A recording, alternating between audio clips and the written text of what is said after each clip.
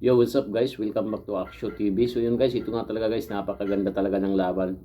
Pero para sa kalaban, hindi talaga maganda to dahil sa ginawa ng Spurs sa Phoenix Suns. Ano ka ngayon, Doran? At ngayon ay naglaro nga talaga si Devin Booker. Ito makikita natin talaga kung gaano kalakas kapag gumana lang talaga ang mga play nila. Spurs talaga the best ngayong season na to. Pero guys, bago yan, sana pagbigyan naman niyo ako ng pagkakataon na may subscribe itong channel bilang tulong na lang nyo sa akin. Maraming salamat guys. At huwag na natin panoorin na guys at bibigyan natin reaction ditong mapapanood natin ng video. At ito guys, tara, huwag natin patagalin to. Pero tika lang nga pala. Bakit nga pala ngayon napakagaling ni Wembanyama, no? Kahit 3 points, mga clutch 3 points mapasok ngayon. Ano kaya mangyayari ngayon kay Devin Booker at Kevin Durant? Parang bad trip dito sa laban na to. Nako, tara guys, huwag na natin patagalin yan. Ipasok na natin yan at panoorin na natin to. Let's go! Ginitong si KD, magang trash talk ni Devin Booker, gone wrong sa intro ng Phoenix, dirty play sa gwardiya ng Spurs. Rematch ng Spurs at ng Suns, makabawi ngayong Phoenix dito matapos nilang matalo sa last matchup nila. KD versus Wemby once again mga idol, and this time balik lineup na itong si Booker. Let's see kung ano mangyari. Well, sa first quarter natin nadama agad ni Booker ang presensya ni Wembanyama, block agad at 9-0 start ang ginawa ng Spurs, 5 points na ang galing kay Devin Vassell. Umabot pa nga sila mga idol sa 13-0 start pero bumawi nga ang Suns yan ng kanilang 11-4 run para makadikit dito sa Spurs at nanguna si Kevin Durant with his 9 points. Pero ang Spurs hindi naman sila pinadikit masyado at pinalobo pa nga nilang kalamangan nila to 15 points nang dahil sa mainit na shooting nila from that 3-point line. Tapos pagbalik pa nila Victor Wembanyama, tinapos nilang quarter na ito mga idol with the biggest lead of the game, 19-point lead, 39-20. Grabe ang opensa ng Spurs dito sa umpisa. At ito ang si Victor, sinubukan pang daragin dito si KD kaso na istilan nga siya. Second quarter naman natin, hindi pa tapos ang napakagandang takbo ng opensa ng San Antonio Spurs and they were up by 22 points na mga idol sa labang ito. And si Devin Booker mga idol nagparamdam na after ng 3-pointer niya, tapos ng trash talk pa mga idol kahit down nga sila ng malaki.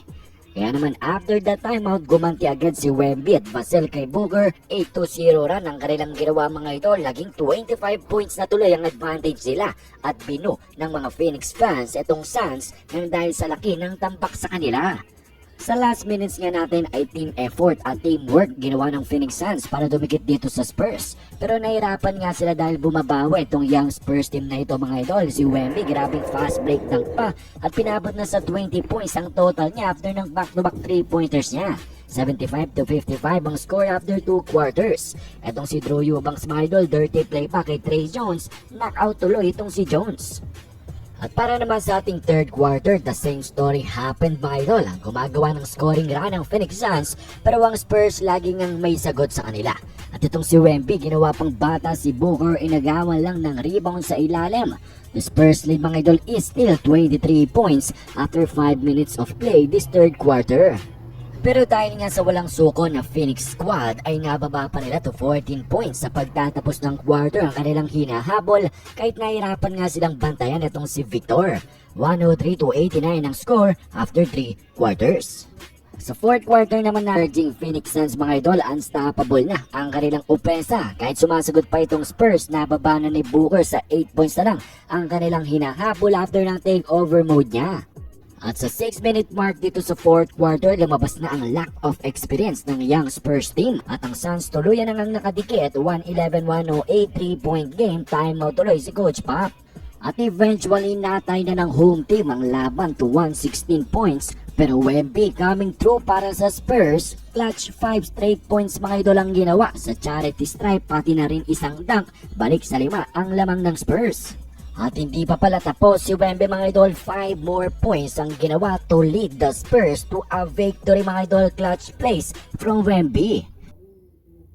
Yan ang naging resulta, double-double. Wembanyama, ang lupit talaga ng laruan itong batang ito. Hindi pa yan, bata pa yan, 19 years old pa lang yan. Lalong maghahalimaw to pag nahasa. So, yun talaga guys, napakaganda ng laban sa lang ka pang humabol sana ng Phoenix, pero ano ka ngayon. So yun guys, sana wag niyong kalimutan mag-subscribe sa channel natin bilang tulong na lang niyo sa akin. So yun guys, at hanggang dito lang to ang vlog natin ngayon. Maraming salamat sa mga nag-subscribe sa akin. May galaw shoutout sa inyo.